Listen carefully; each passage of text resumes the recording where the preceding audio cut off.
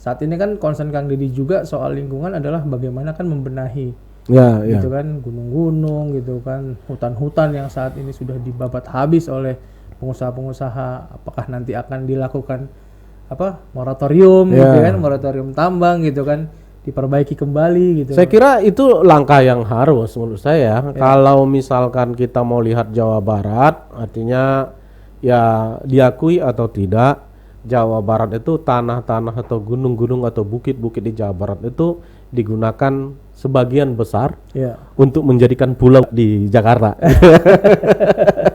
Dan yang tersisa di sana itu adalah bencana. Ya. Ada yang banjir, ada yang longsor dan lain-lain. Saya kira kalau misalkan Kang Deddy Mulyadi kuat.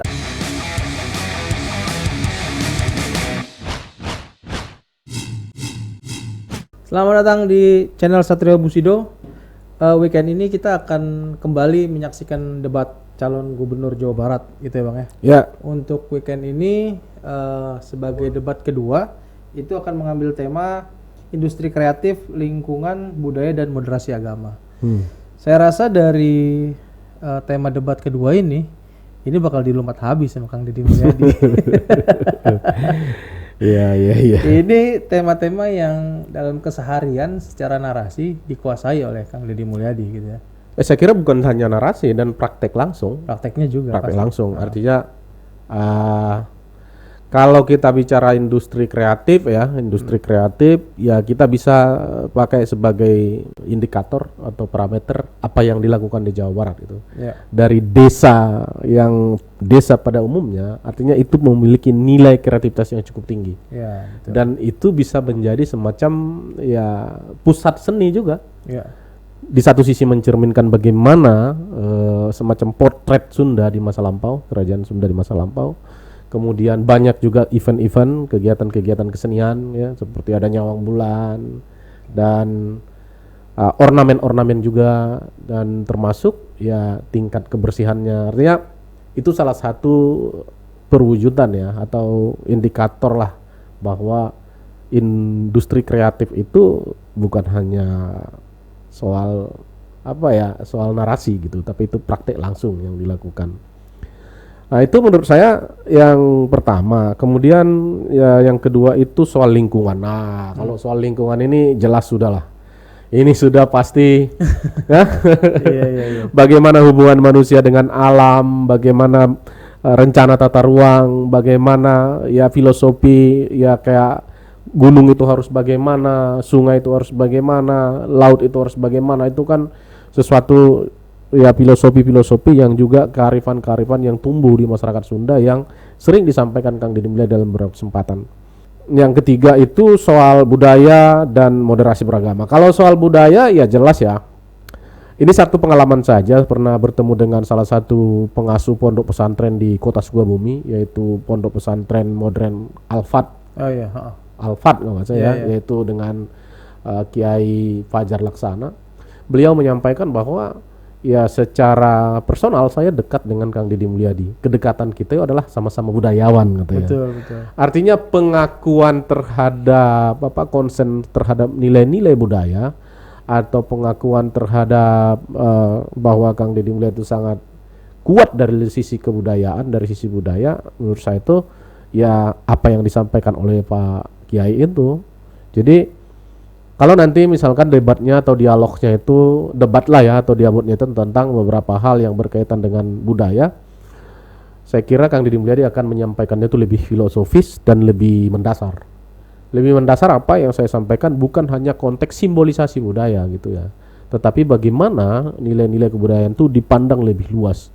Misalkan membudayakan berbuat baik, membudayakan menjaga lingkungan, membudayakan melestarikan alam, membudayakan bagaimana sistem pertanian diterapkan seperti yang di Lembur Pakuan misalkan dengan memperkuat sistem pertanian organik misalkan kan. Saya kira itu konteks budaya itu jauh di luar hanya sebatas simbolisasi yang akan disampaikan oleh Kang Deddy Mulyadi sebagaimana disampaikan di beberapa pertemuan-pertemuan gitu. Nah yang terakhir itu soal moderasi beragama. Kalau soal ini sudah pastilah. Bisa kita lihat ya dari beberapa langkah-langkah yang dilakukan Kang Deddy Mulyadi, ya indikatornya kan apa yang dia lakukan, bukan simbol apa yang dibawa Kang Deddy dalam konteks moderasi beragama.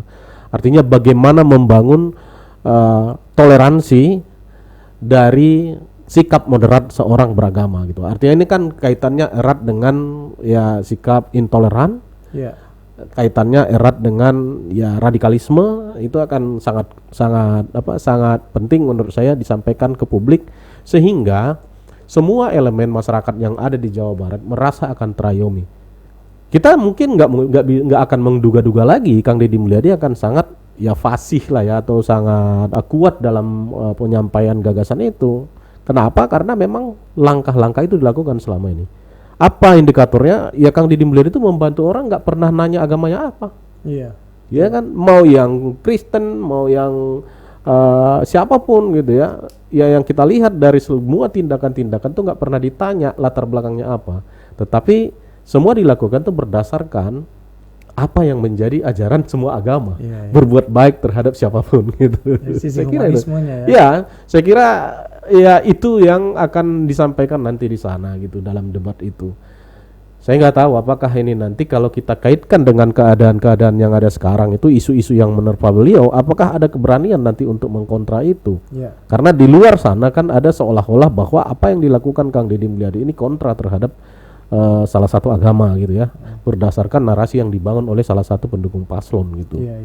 Saya nggak tahu apakah di perdebatan itu muncul. Kalau di perdebatan muncul, ini akan jelas sangat tidak diterima oleh publik Jawa Barat itu. Betul. Ya kalau saya lihat sih terkait industri kreatif, beberapa kesempatan Kang Deddy juga menyampaikan bahwa akan membangun industri kreatif berbasiskan desa, berbasiskan lembur kan gitu kan, ngurus lembur nata kota. Saya rasa dari semua tagline dari semua tema-tema ini tuh terjawab sebenarnya dengan tagline ngurus lembur nata kota ini sendiri gitu kan. Lembur dibangun, dibuat gitu kan, diciptakan seperti apa menjadi desa wisata, desa yang memang memiliki kreativitas masing-masing tergantung dari ciri khas desa, kecamatan atau kabupaten tersebut kan, seperti itu. Kurang lebih nanti akan dibangun ke arah sana gitu kan, baik secara infrastrukturnya nanti gitu kan, ataupun juga ciri khas daripada lembur-lembur tersebut gitu kan. Punya karakter ya. Punya karakter masing-masing. Terkait lingkungan ya mungkin akan ada semacam apa ya, kalau misalnya secara kebijakan banyak kan di Jawa Barat saat ini kan apa sih semacam tambang ilegal gitu kan, yang kemudian akhirnya berdampak terhadap lingkungan, berdampak terhadap gunung-gunung yang sudah gundul saat ini gitu kan, sudah rata dengan tanah gitu kan. Artinya akan ada kebijakan yang pasti sangat tajam gitu ya, kebijakan yang benar-benar berdampak terhadap para pengusaha-pengusaha nakal ini, saya rasa gitu kan. Karena saat ini kan concern Kang Deddy juga soal lingkungan adalah bagaimana kan membenahi gitu kan, gunung-gunung gitu kan, hutan-hutan yang saat ini sudah dibabat habis oleh pengusaha-pengusaha. Apakah nanti akan dilakukan moratorium gitu kan, moratorium tambang gitu kan, diperbaiki kembali gitu. Saya kira itu langkah yang harus menurut saya. Kalau misalkan kita mau lihat Jawa Barat, artinya ya diakui atau tidak, Jawa Barat itu tanah-tanah atau gunung-gunung atau bukit-bukit di Jawa Barat itu digunakan sebagian besar untuk menjadikan pulau di Jakarta. Dan yang tersisa di sana itu adalah bencana. Ya. Ada yang banjir, ada yang longsor dan lain-lain. Saya kira kalau misalkan Kang Deddy Mulyadi kuat akan filosofi-filosofi yang dia sampaikan selama ini, itu akan muncul perdebatan itu. Bagaimana kan selama ini Kang Deddy Mulyadi menyampaikan hutan di Jawa Barat itu yang tersisa hanya 8% dari 100%. Betul. Nah, artinya kan ada krisis lingkungan di Jawa Barat. Dan krisis lingkungan itu disebabkan oleh apa? Disebabkan oleh eksploitasi lingkungan, termasuk adalah galian tambang-tambang itu. Nah, menurut saya kalau nanti di perdebatan itu menjadi semacam keyword, kata kunci kata kunci bagaimana menyelamatkan lingkungan di Jawa Barat, jalan satu-satunya memang harus muncul perdebatan bahwa bagaimana nih menyelamatkan lingkungan kalau kita tidak melakukan moratorium terhadap tambang-tambang ya, termasuk yang ada izinnya atau tidak izinnya. Karena Pernah saya dengar Kang Deddy Mulyadi menyampaikan bagaimana menjaga lingkungan, bagaimana menyelamatkan hutan. Yaitu yang paling pertama kita jangan bicara di hilir, harus bicara di hulu. Ya. Apa di hulu? Masyarakat hutan atau masyarakat pinggir hutan atau masyarakat yang dekat dengan hutan, mereka harus diberi semacam subsidi atau semacam jalan ekonomi baru agar tidak ikut merusak lingkungan sendiri, kan gitu. Ya, apakah itu akan menjadi hutan prawisata atau masyarakat wisata atau masyarakat ekowisata, itu kan soal potensi dari masing-masing ya area yang bisa dipastikan atau yang hutan gitu ya. Atau yang kedua menghutankan kembali, kan gitu. Menghutankan kembali ini kan banyak skema. Betul. Skema yang paling pertama itu adalah bagaimana pertanggungjawaban dari seluruh industri-industri yang ada baik industri tambang maupun industri kawasan, dia harus punya tanggung jawab terhadap bagaimana melakukan penyeimbangan lingkungan di Jawa Barat gitu. Nah, itu menurut saya gubernur punya kewenangan untuk itu. Sebagai salah satu contoh misalkan, kalau kita bicara Jawa Barat, bicara industri, pertambangan, kalau ditagih CSR mereka ini sebenarnya bisa. Ya. Artinya diwajibkan bagi mereka untuk mengadopsi, misalkan bukaan lu berapa luas, misalkan tambangmu berapa luas, harus kompensasi 2 kali lipat dari situ untuk melakukan penghijauan misalkan. Saya kira itu kebijakan progresif yang bisa jadi itu bisa menyelamatkan apa yang selama ini kita lihat. Kalau jalan di sepanjang misalkan kita dari Cianjur ke Bandung atau dari Jakarta ke Bandung kan, atau dari Bandung ke Garut kan kelihatan tuh gunung-gunung tuh yang udah terbelah-belah. Atau misalnya CSR dari pabrik-pabrik ini atau perusahaan-perusahaan ini sejalan dengan kebijakan gubernur gitu ya, jadi bisa terarah gitu. Enggak semua pabrik misalnya melakukan CSR semaunya dia gitu. Kadang-kadang kan hanya seremonial aja nih CSR gitu kan. Nah, itu menarik. Ya itu yang makanya saya bilang kalau misalkan poin itu bisa didorong dalam perdebatan itu seperti yang disampaikan oleh Kang Deddy Mulyadi, selama ini saya akan tinjau tuh rencana tata ruang. Karena dasarnya itu gitu kan. Bagaimana kita melihat jangan sampai yang harusnya dia menjadi area sawah atau area untuk penghasil pangan kemudian ditaruh jadi real estate gitu ya kan, ditaruh jadi tempat perumahan, ya wajar banjir gitu ya kan.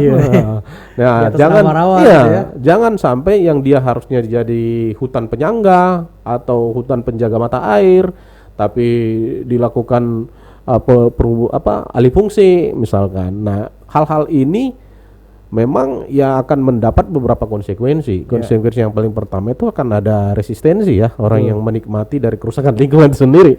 Karena bisa kita katakan bahwa kerusakan lingkungan tuh ya pasti menguntungkan bagi segelintir orang. Ya termasuk orang-orang yang punya modal kan. Nah, paling masyarakat sekitar tuh hanya sebagai pekerja atau enggak centeng kan gitu. Mandor lah ya. Mandor. Nah, yang kedua, kenapa saya berkeyakinan Kang Deddy Mulyadi akan sangat concern di sini? Karena dari beberapa tindakan-tindakan yang dia lakukan selama ini, seperti misalkan masalah hutan bambu, misalkan yang diganti menjadi pisang, kemudian masalah lingkungan, yang pertambangan, tanah galian gitu ya, tanah urukan, kemudian truk-truknya melintasi jalan desa yang kapasitas tonasenya di luar dari kemampuan akhirnya merusak jalan. Nah, ini bisa kita lihat nanti apakah itu akan menjadi konsepsi dalam kerangka dalam tata lingkungan yang akan dibangun ke depan. Menurut saya perdebatan nanti akan menjadi semacam gambaran yang akan kita lihat bagaimana Kang Deddy Mulyadi menempatkan isu lingkungan sebagai hal yang strategis ketika memimpin Jawa Barat ini. Memang di debat kedua ini kayaknya siapa yang menguasai isu lingkungan, clue-nya dia yang akan menang nih kayaknya. Dia akan menang gitu. Ya, yang paling pertama kan bagaimana, ini kan yang gagal selama ini ya, kebetulan kan kita punya pengalaman. Di awal-awal juga diskusinya kan tertariknya sebenarnya saya di situ dengan Kang Deddy Mulyadi. Gagal mendefinisikan bahwa terjadinya bencana longsor, banjir, apa segala itu karena tak ada terjadi proses alih fungsi atau eksploitasi yang berlebihan. Gagal kita menerjemahkan itu sehingga orang hanya berpikirnya masalah di hilir. Soal banjir, soal longsor dan sebagainya. Seperti apa nanti setelah banjir ribut gitu kan. Setelah banjir ribut, wah ini lingkungan. Nah, atau setelah longsor nanti ribut kan gitu. Itu kan yang terjadi selama ini. Nah, kalau misalkan secara mendasar nanti sudah bisa didefinisikan, oh tata ruangnya salah, eksploitasinya nggak boleh di sini. Zona ini harus zona pertanian. Zona pertambangan harus di sini. Zona ini, desa ini, hutan ini harus hutan yang dijadikan jadi ekowisata misalkan, tidak boleh dieksploitasi misalkan, tidak boleh ada galian gitu ya. Nah, ini kalau bisa dikuasai dan bisa disajikan secara apik nanti atau secara konkret nanti dalam perdebatan, menurut saya ya 100% masyarakat akan paham bahwa Kang Deddy Mulyadi memimpin ke depan banyak hal yang bisa diselamatkan gitu. Iya, betul. Iya, menarik memang nanti kalau misalnya isu lingkungan ini bisa dikuasai gitu kan, karena kan dalam perdebatan termasuk kita lihat di debat pertama itu sangat singkat waktunya gitu kan. Nah, bagaimana Kang Deddy harus menyajikan persoalan-persoalan ini beserta solusi-solusinya itu dalam waktu yang singkat gitu. Itu memang butuh trik dan apa sendiri ya kan. Ya, karena menurut saya kan itu sebenarnya tinggal menegaskan aja dalam salah satu forum resmi ya, forum resmi dalam arti forum resmi debat calon gubernur. Sebenarnya di sehari-hari setiap pertemuan di mana-mana ya itu sudah sangat ramah kita dengar. Bahwa Kang Deddy Mulyadi itu dia sebenarnya ingin menciptakan bagaimana keseimbangan antara kebutuhan manusia dengan kecukupan sumber daya alam atau kecukupan lingkungan lah ya. Menciptakan keseimbangan. Menciptakan keseimbangan itu. Tentu saja kan dibutuhkan kebijakan-kebijakan yang secara konkret itu bisa melibatkan banyak orang. Seperti ini misalkan.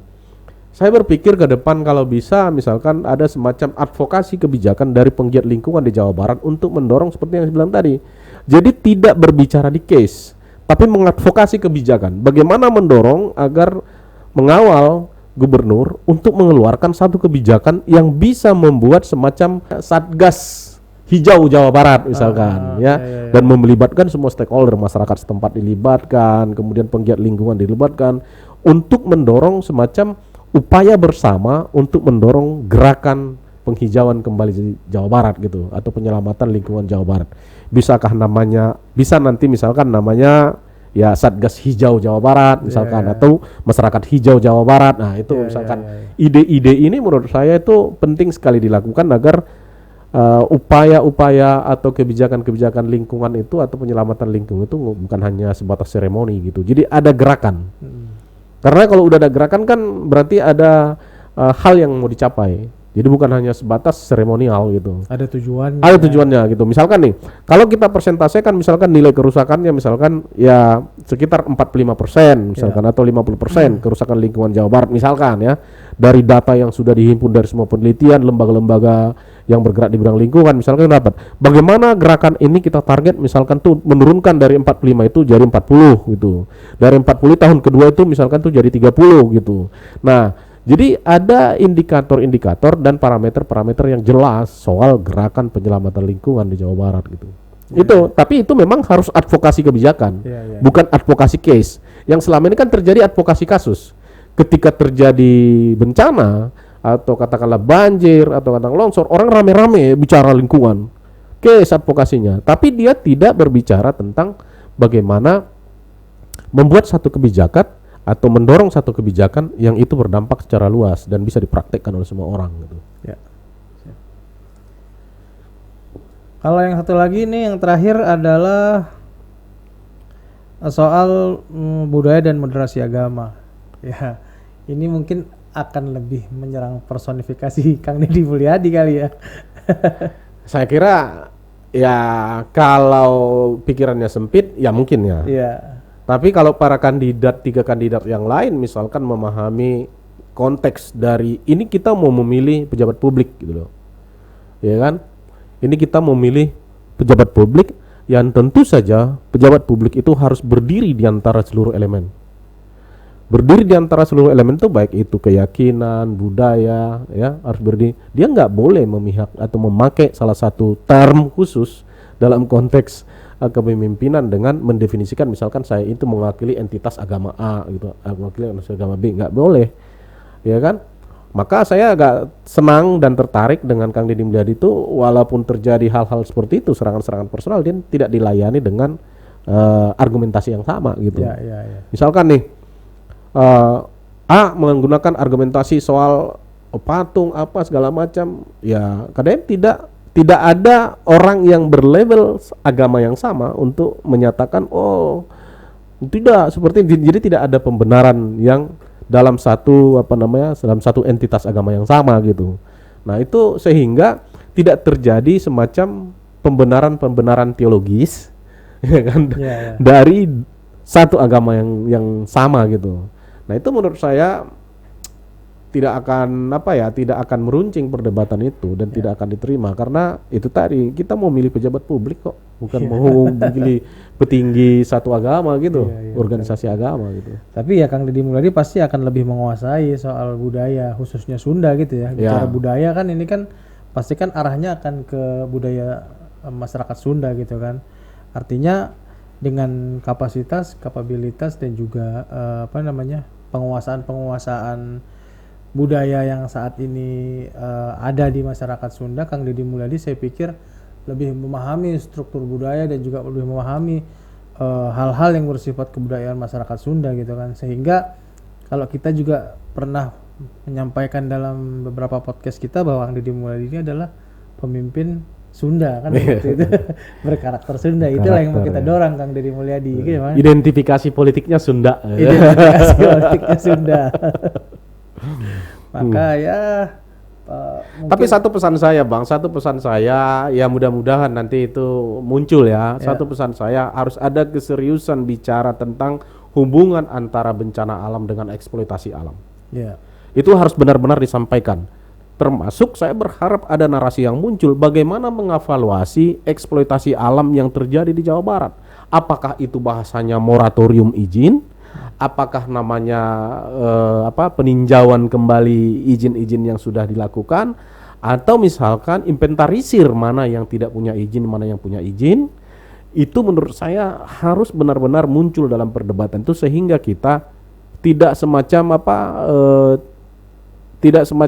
wacana yang hanya mengawang-awang, tapi ada langkah-langkah konkret yang itu harus memang untuk diperhitungkan.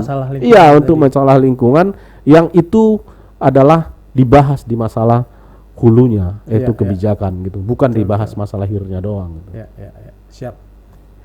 Oke teman-teman sekalian, kurang lebih itu yang menjadi debat nanti di weekend ini, debat kedua Pilgub Jawa Barat, dan kita tetap berkeyakinan bahwa Kang Deddy Mulyadi ini akan kembali menunjukkan top performanya sebagai calon gubernur Jawa Barat, menguasai narasi, menguasai isi daripada debat di tema-tema debat nanti yang akan berlangsung di weekend ini.